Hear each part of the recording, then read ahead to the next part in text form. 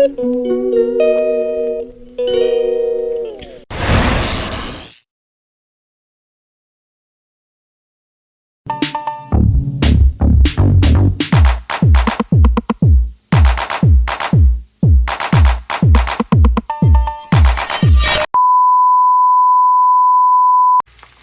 ginisang gulay. Ginisang upo na may carrots. Ayan. Pagka mga ginisang gulay, nakain yung asawa ko.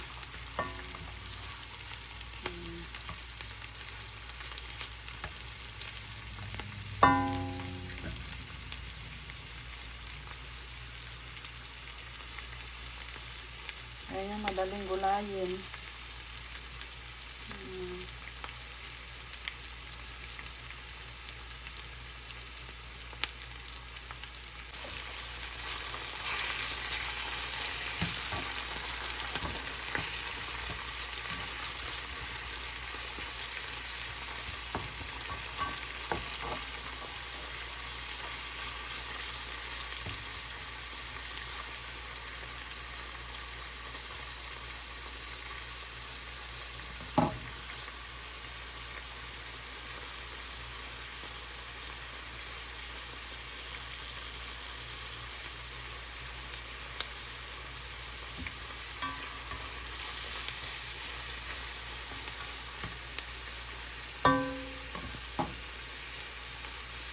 Ayan yung pork, yung kanyang sahog.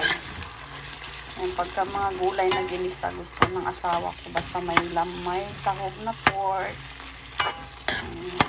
Kahit anong gulay, basta may sahog na pork.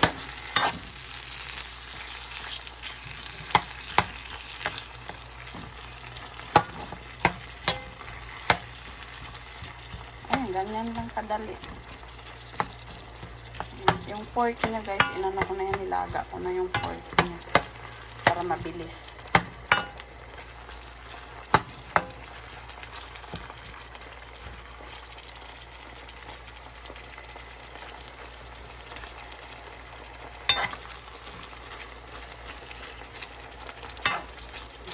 Ayun, lagay ko na yung upo. Yung upo ko, yung carrots ko masisira na, kaya ihahalo ko na yung carrots. Basta gulay, okay lang yan, gulay. Makain siya kahit anong gulay, na ginisang gulay. Nilagyan ko oyster sauce. Pagka nagigisa ako ng gulay, lagi ako may oyster sauce. Ayan. Ito yung ginagamit ko tuwing gisa ng gulay, oyster sauce. Nilagyan ko na siya.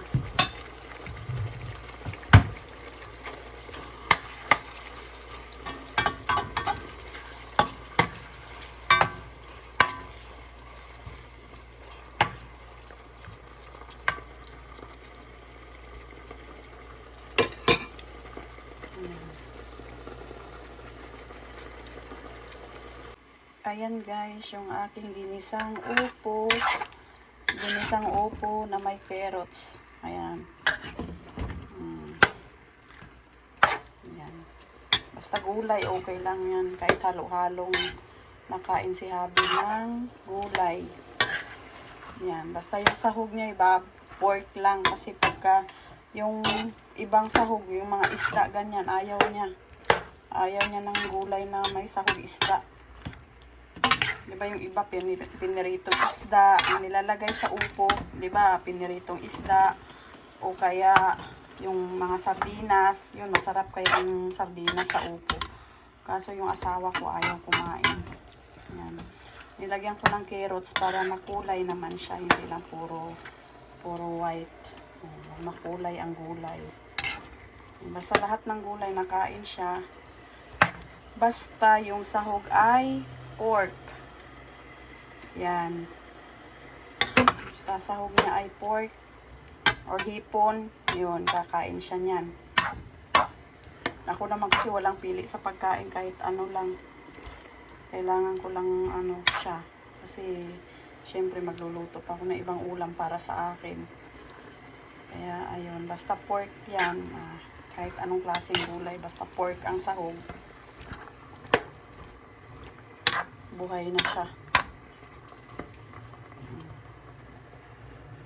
Ayan. Naluto na siya. Half cook lang siya kasi pagka malambot, pangit, hindi masarap pagka sobrang lambot. Ganyan lang.